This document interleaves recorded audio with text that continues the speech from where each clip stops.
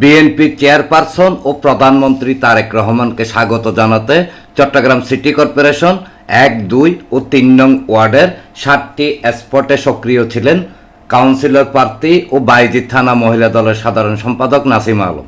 রোববার বিকেল থেকে তিনি প্রথমে ১ নং দক্ষিণ পাহাড়তলী ওয়ার্ডের নতুন পাড়া এলাকায় অবস্থান নেন। এ সময় বিপুল সংখ্যক নেতাকর্মীর মাঝে ব্যাপক উৎসাহ উদ্দীপনা দেখা দেয়। এরপর তিনি ২ নং জালালাবাদ ওয়ার্ডের বালুছড়া এলাকায় বেশ কিছুক্ষণ অবস্থান নিয়ে নেতাকর্মীদের বিভিন্ন দিক নির্দেশনা দেন। একইভাবে বটতলী বাজার এলাকায় অবস্থান নেন। এছাড়া ৫/৩ নং ওয়ার্ডের অক্সিজেন এলাকায় তিনি বিএনপি নেতৃবৃন্দর সাথে কিছুক্ষণ অবস্থান নেন।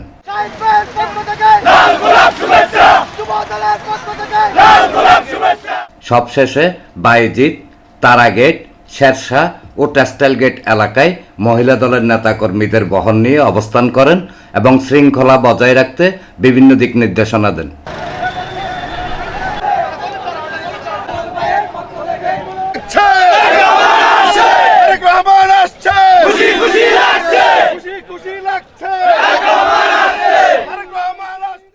পরে প্রধানমন্ত্রীর গাড়িবহর ২ নং জালালাবাদ ওয়ার্ডের টেক্সটাইল গেট এলাকায় এসে পৌঁছলে প্রধানমন্ত্রীকে এক নজর দেখতে অপেক্ষারত উৎসুক মহিলা দলের নেতাকর্মীদের সাথে নিয়ে তিনি প্রধানমন্ত্রীকে স্বাগত জানান।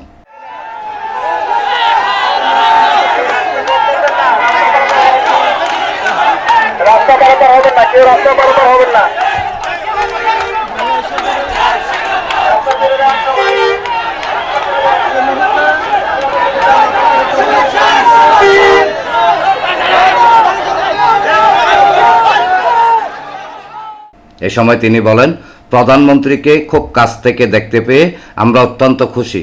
আমরা চাই এই দিনটি আমাদের মাঝে বারবার ফিরে আসুক। আমি প্রত্যেকটা জায়গায় আমার পুরুষ মহিলা সবাইকে দিয়ে আমার পেস্টর, আমার ব্যানার দিয়ে আমি দাঁড় করিয়ে তারেক রহমানকে সম্বর্ধনা জানিয়েছি। আমি নিজেকে অনেক গর্ববোধ মনে করছি যে আজকের এই দিনটা যেন আমার জীবনে আরও অনেকবার ফিরে আসে। তাই আজকের এই অবস্থান থেকে আমি বাংলাদেশের মানুষকে বলবো, তারেক রহমান এই সরকার ক্ষমতা ৬ মাসের মধ্যে আমাদের চট্টগ্রামে আসতে পেরেছে। এইটার সম্পূর্ণ অবদান হচ্ছে আমাদের চট্টগ্রাম ৫ আসনের অভিভাবক ব্যারিস্টার মীর মোহাম্মদ হেলাল উদ্দিন ভাইয়ের। তাই আমি আমার আন্তরিক ধন্যবাদ ওনাকে জানাচ্ছি, উনি আজকের এই দিনটা আমাদেরকে করে দেওয়ার জন্য। এবং সাধারণ মানুষ এত বেশি আনন্দিত, আজকে যারা গার্মেন্টস ছুটি হয়েছে,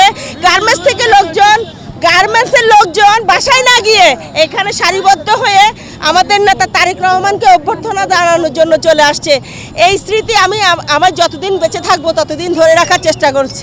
এনামুল হক লিটন, প্রগতি 24 টিভি।